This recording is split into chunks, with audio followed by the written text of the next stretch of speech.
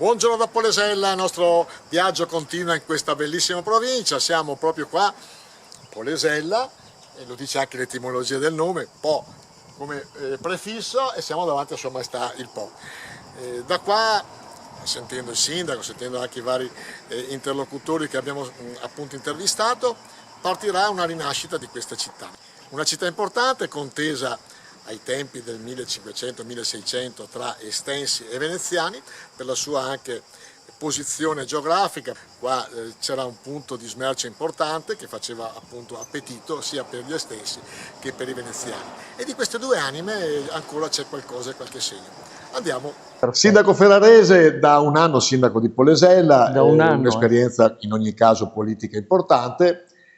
Cominciamo con la domanda classica: come Polesella, come sono i suoi cittadini?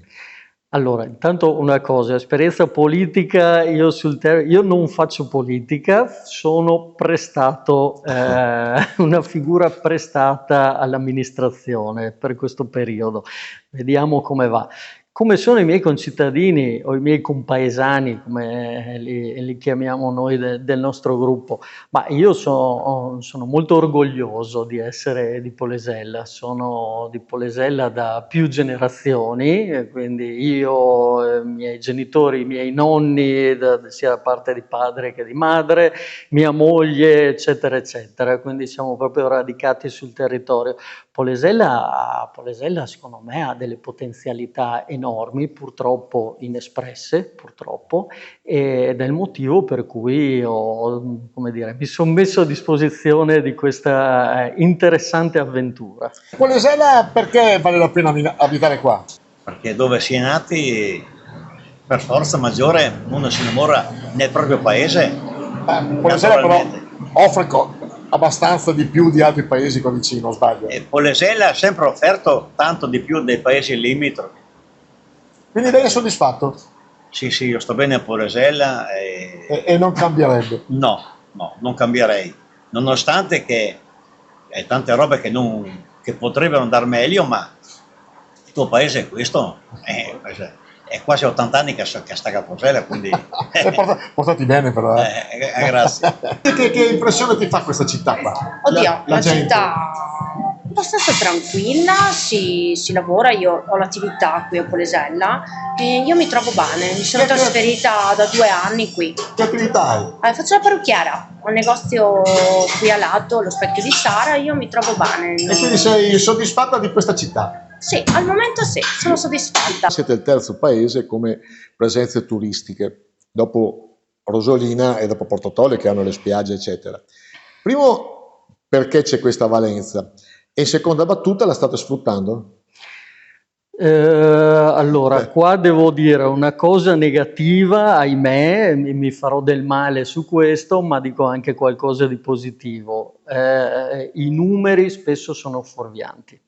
Quando sono stati riportati dei numeri in passato, e questa è stata una delle cose discusse a suo tempo in Consiglio Comunale, quando ancora ero nella parte della minoranza, utilizzare i numeri degli attracchi fluviali, perché noi abbiamo la fortuna di avere un attracco fluviale, dicendo che questo è turismo che sfrutta il territorio. Qua mi autocito, faccio una citazione che ho fatto a suo tempo in Consiglio Comunale: è come dire che Malpensa è il posto più turistico d'Italia.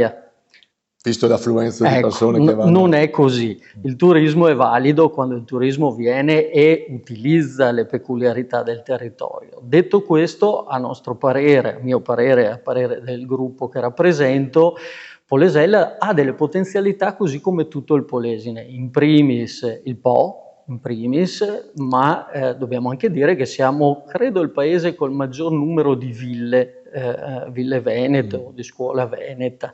Ci sono delle cose che possono creare turismo, assolutamente, vanno valorizzate. Sono andata via per un po', ma dopo a me piace tornare, mi piace il Po e quello che c'è qua vicino. È un paese tranquillo tra la campagna e il Po, non ci manca niente, a parte le attività che stanno chiudendo. Ma questo purtroppo è un'altra storia. Però tu qua ci stai bene? Sì. Io sono nato qui nel Po, e se la gente conosce il posto di Polesella, io sono nato, detto, nelle Schiappe. C'è la leggenda che i pescatori non sono proprio sinceri. Lei fa parte della categoria pescatori sinceri o no? Io sono di quelli sincerissimi, non sinceri, di più. È stata più importante, secondo lei, anche dal punto di vista storico, ma anche nell'imprinting delle persone di Polesella, l'influenza papalina e quindi degli estensi o dei veneziani? L'ha detto lei nella premessa, credo non ci sia una distinzione fra le due cose. Noi nasciamo da entrambi quei mondi lì, siamo proprio il crocevia, no? La famosa battaglia per cui si sono contesi i territori è esattamente in questa posizione. Quindi non saprei dare un equilibrio chi più o chi meno. Io credo che l'influenza sia veramente equilibrata, lo dice lei appunto con come dire, la dialettica e la cadenza del nostro dialetto, sì, che risente un po' dell'influsso ferrarese. Però questo è quello che crea le peculiarità del territorio. Proprio il bello del Polesine, quando si parla di campanilismo dal lato positivo, è proprio l'avere delle caratteristiche differenziate. Noi questa abbiamo e è giusto che la riconosciamo come tale. Un giovane di Fies Sombertiano a Polesella. Ma a questo punto la domanda classica che facciamo di solito: è meglio Polesella o Fies Sombertiano? Ma sono due paesi diversi. Polesella c'è un po' più movimento, Fies c'è meno movimento, poi il Fies Sombertiano è più isolato che è in campagna, qua invece è una zona un po' di passaggio, quindi è un po' più bello. Ma tu che sei molto giovane, non è che vieni a portare via le donne bianche qua a Polesella? No. No. Sei per lavoro? No, vengo qua a fare un giro, mezz'oretta, passamela via. Ti piace Polesella? Mi piace Polesella. Allora qua siamo in un'oasi di meraviglia, guarda qua. Pescatori, non solo, il signore viene da Grignano, faccio vedere anche il Gran Patron. Allora, perché lei da Grignano viene qua a Polesella? Per amicizia o perché qua è veramente un'oasi di pace? Veramente sono un pescatore, dopo sono anche degli amici e si passa via una mezza giornata, intanto all'ombra, ogni tanto si prende qualcosa e arriva sera. Ecco, la domanda però deve essere sincero. Da pescatore, che i pescatori non sono molto sinceri. Si prende pesce qua? O ce n'è poco? No, si prende, devo far vedere. Devo far vedere. Faccio vedere. In diretta, una volta era pescosissimo il Po, lo storione che non c'è più. Com'è cambiato secondo lei? Beh, intanto è cambiato il fondale, secondo me. Io non sono del posto, però secondo me è cambiato il fondale, lo storione penso che non ce ne siano più, oppure ce ne sarà qualcuno, e cambiando anche il clima e tutto quanto, diciamo, la fauna non è più quella, i pesci non sono più quelli, ha preso sopravvento il pesce-gatto americano, comunque è cambiato tutto il genere, le anguille sono quasi scomparse, oppure ce ne sarà qualcuna, a parte che adesso non si possono neanche più prendere, però insomma un po' di tutto, insomma. Parlando di Po, perché non c'è un collegamento anche turistico, tra l'altro, tra Castelmassa e il Delta? Cioè, perché il Po non è riuscito a fare da collante a questo? Questo è uno portando delle peculiarità, delle importanti anche occasioni turistiche e economiche. Assolutamente, è uno degli elementi che ci ha portato a costruire il nostro gruppo. Noi addirittura abbiamo una delega a livello consigliare, che è la delega del rapporto con il Po. Lei diceva giustamente siamo tutti nati, no? Siamo tutti rivieraschi, o come diceva Cibotto, siamo tutti nati con i piedi nell'acqua. Questo è quello che definisce nel modo migliore a mio parere. Dobbiamo ricostruirlo però questo, perché lo stiamo perdendo. Chi ha a che fare, diciamo, chi si rapporta con le giovani generazioni si rende conto che per loro il Po non esiste. È un elemento completamente disgiunto dalla vita che abbiamo, mentre se torniamo indietro di 1-2 generazioni, la vita era sul Po, sia a livello di attività, di utilizzo, di sfruttamento anche della quotidianità, no? La mia generazione, che sono proprio così giovane, si andava in spiaggetta, cioè a spiaggetta si viveva in quel modo lì il Po, i falò si facevano sul Po. Io ho dei figli che adesso sono tra i 18 e i 20 anni, secondo me non ci sono Non mai vivono andati. Ecco, se noi riusciamo a ricostruire questa cosa, ma non tanto per nostalgia, per un fatto di utilizzare quella che è la nostra peculiarità, perché ce l'abbiamo a due passi. Io ho una convinzione, ma questo purtroppo deriva dalle mie esperienze lavorative passate, la barriera delle arginature.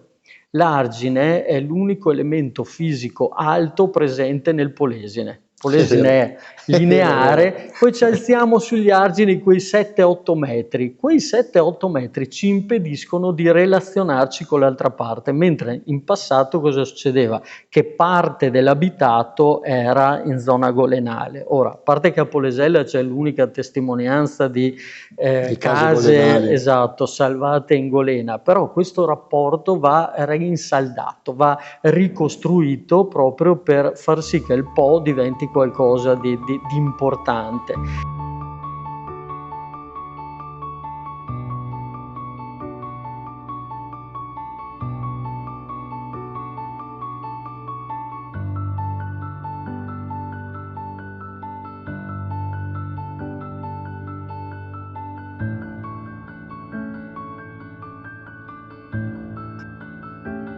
Com'è cambiata Polesella in tutti questi anni? Moltissimo. Se uno viene qua da quando sono nato io, che viene qui che dice Polesella, non la riconosce più, perché Polesella una volta era bellissima, non bella, bellissima. C'era la sua fossa che passava in centro, con i suoi ponticelli, tutto un paese perfetto. Ma questo fino a che anni? Guarda, il ponte di Polesella qui l'hanno buttato giù fino a quando c'era il ponte in Chiate. L'hai visto il ponte che c'era qui a Polesella? No, non l'ho visto. Adesso te lo faccio vedere.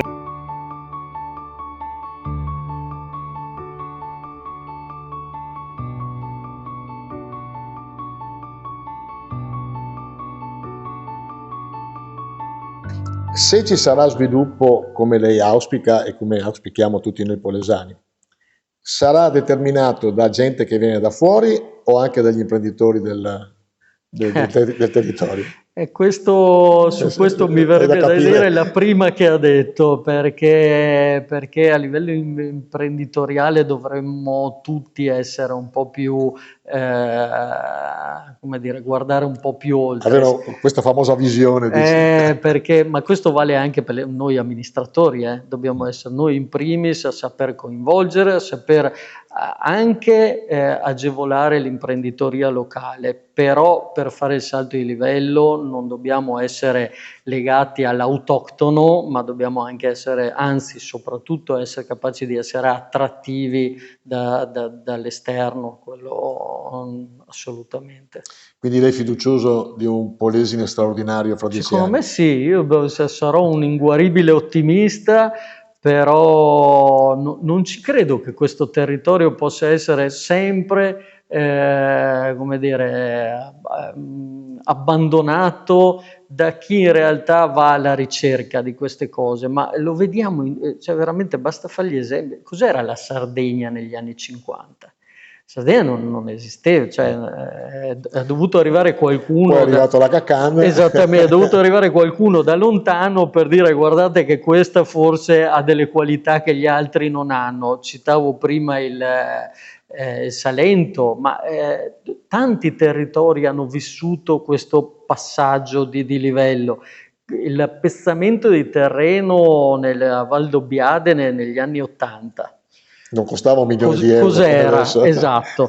Hanno saputo valorizzare le peculiarità. Ora, che rimanga questa macchia che nessuno si considera, almeno così si vuol dire, all'infinito, io non ci credo. Cioè, prima o poi deve venire fuori questa cosa. Lei, sia come professionista che come amministratore, vede qualcuno interessato a questo? Sì. Sì. Quindi anche lì dobbiamo essere tutti gli amministratori da qui verso il Delta capaci di essere anche rigidi sulle richieste. Dobbiamo essere consci di questa occasione che sta arrivando e si vedono già, perché ci sono gli interessi anche qua di investitori che arrivano chiedendo cose, perché? Perché il turismo fluviale avrà il turismo lento avrà questo impatto. Per lo stesso motivo il turismo fluviale che parte da Venezia è quello che principalmente tocca quegli ambiti lì, americano e asiatico. E dobbiamo però agevolare il Po. Non possiamo permetterci di avere un Po che non dà garanzie di fruizione, perché oggi purtroppo è così, dipende dal livello che ci dà il Po. Così non investirà mai nessuno. Noi dobbiamo dare delle garanzie. Quelle garanzie possono portarci una costante di fruizione lungo tutta la nostra costa, perché poi da qua si può arrivare decisamente più in su, nella zona anche mantovana. Adesso non voglio andare fuori provincia, però la nostra deve essere una via, deve essere una possibilità di passaggio con la capacità di essere attrattivi sul territorio. Io su questo ci credo molto, io mi impegnerò, poi ne riparliamo fra qualche anno per vedere se qualcosa è successo, però la scommessa la faccio sul Polesine tranquillamente.